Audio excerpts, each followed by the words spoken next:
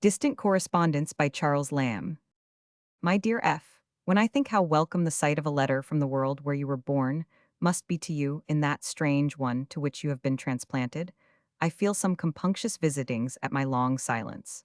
But indeed, it is no easy effort to set about a correspondence at our distance. The weary world of waters between us oppresses the imagination.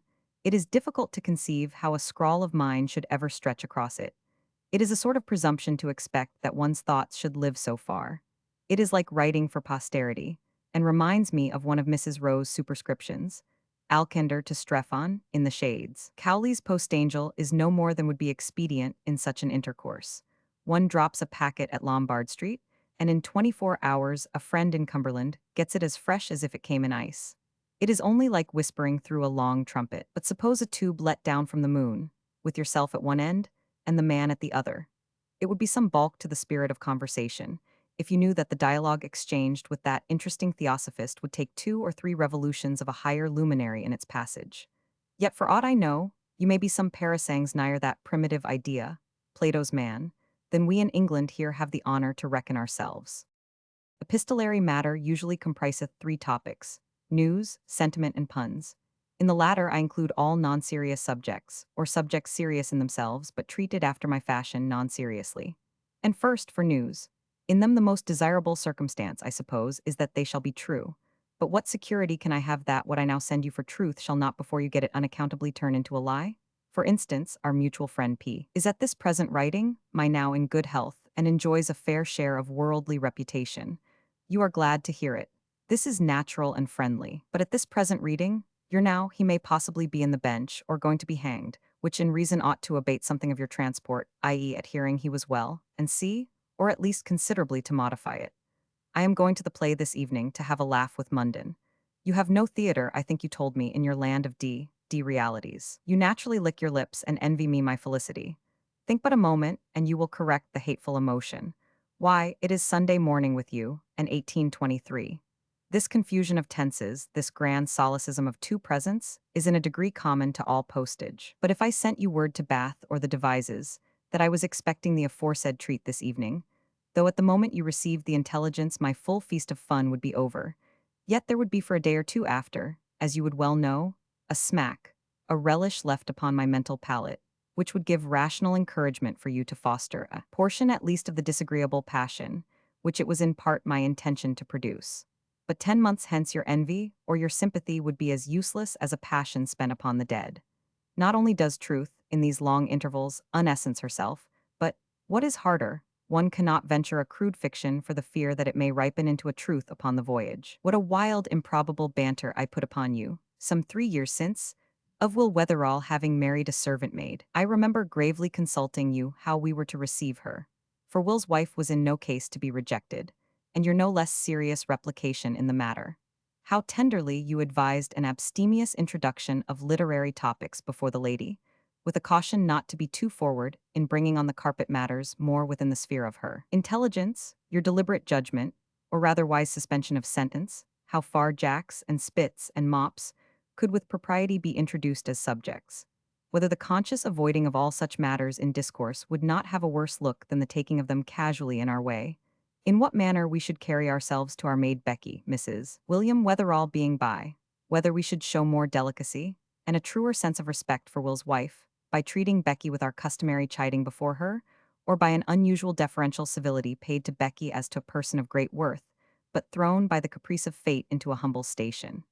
There were difficulties, I remember, on both sides, which you did me the favor to state with the precision of a lawyer, united to the tenderness of a friend. I laughed in my sleeve at your solemn pleadings, when lo, while I was valuing myself upon this flam put upon you in New South Wales, the devil in England, jealous possibly of any light children not his own, or working after my copy, has actually instigated our friend, not 3 days since, to the commission of a matrimony, which I had only conjured up for your diversion. William Wetherall has married Mrs. Cotterell's maid.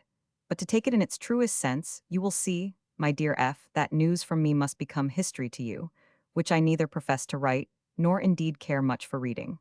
No person, under a diviner, can with any prospect of veracity conduct a correspondence at such an arm's length. 2 prophets, indeed, might thus interchange intelligence with effect, the epic of the writer Habakkuk falling in with the true present time of the receiver Daniel. But then we are no prophets. Then, as to sentiment, it fares little better with that. This kind of dish, above all, requires to be served up hot or sent off in water plates that your friend may have it almost as warm as yourself. If it have time to cool, it is the most tasteless of all cold meats. I have often smiled at a conceit of the late Lord C. It seems that traveling somewhere about Geneva, he came to some pretty green spot or nook, where a willow or something hung so fantastically and invitingly over a stream. Was it? Or a rock? No matter, but the stillness and the repose, after a weary journey, tease likely, in a languid moment of his lordship's hot restless life, so took his fancy, that he could imagine no place so proper, in the event of his death, to lay his bones in. This was all very natural and excusable as a sentiment, and shows his character in a very pleasing light. But when from a passing sentiment it came to be an act, and when, by a positive testamentary disposal, his remains were actually carried all that way from England, who was there, some desperate sentimentalists excepted, that did not ask the question, why could not his lordship have found a spot as solitary, a nook as romantic, a tree as green and pendant with a stream as emblematic to his purpose in Surrey, in Dorset, or in Devon? Conceive the sentiment boarded up, freighted, entered at the custom house, startling the tide waiters with the novelty, hoisted into a ship. Conceive it pawed about and handled between the rude jests of tarpaulin ruffians, a thing of its delicate texture, the salt bilge wetting it till it became as vapid as a damaged lustring. Suppose it in material danger. Mariners have some superstition about sentiments, of being tossed over in a fresh gale, to some propitiatory shark, spirit of St. Gothard, save us from a quietus so foreign to the deviser's purpose. But it has happily evaded a fishy consummation. Trace it then to its lucky landing. At Lyon, shall we say? I have not the map before me, jostled upon four men's shoulders, baiting at this town, stopping to refresh at t'other village, waiting a passport here, a license there, the sanction of the magistracy in this district, the concurrence of the ecclesiastics in that canton, till at length it arrives at its destination, tired out and jaded from a brisk sentiment, into a feature of silly pride or tawdry senseless affectation. How few sentiments, my dear F., I am afraid we can set down, in the sailor's phrase, as quite seaworthy. Lastly, as to the agreeable levities, which, though contemptible in bulk, are the twinkling corpuscula which should irradiate a right friendly epistle, your puns and small jests are, I apprehend, extremely circumscribed in their sphere of action. They are so far from a capacity of being packed up and sent beyond sea, they will scarce endure to be transported by hand from this room to the next. Their vigor is as the instant of their birth. Their nutriment for their brief existence is the intellectual atmosphere of the bystanders, or this last is the fine slime of Nilus, the Melior Ludes, whose maternal recipiency is as necessary as the sole pater to their equivocal generation. A pun hath a hearty kind of present ear-kissing smack with it. You can no more transmit it in its pristine flavor than you can send a kiss. Have you not tried in some instances to palm off a yesterday's pun upon a gentleman, and has it answered? Not but it was new to his hearing, but it did not seem to come new from you. It did not hitch in. It was like picking up at a village alehouse a 2 days old newspaper. You have not seen it before, but you resent the stale thing as an affront. This sort of merchandise above all requires a quick return. A pun, and its recognitory laugh must be co-instantaneous. The one is the brisk lightning, the other the fierce thunder. A moment's interval and the link is snapped. A pun is reflected from a friend's face as from a mirror. Who would consult his sweet Visnomy if the polished surface were 2 or 3 minutes, not to speak of 12 months, my dear F., in giving back its copy? I cannot image to myself whereabout you are. When I try to fix it, Peter Wilkins Island comes across me.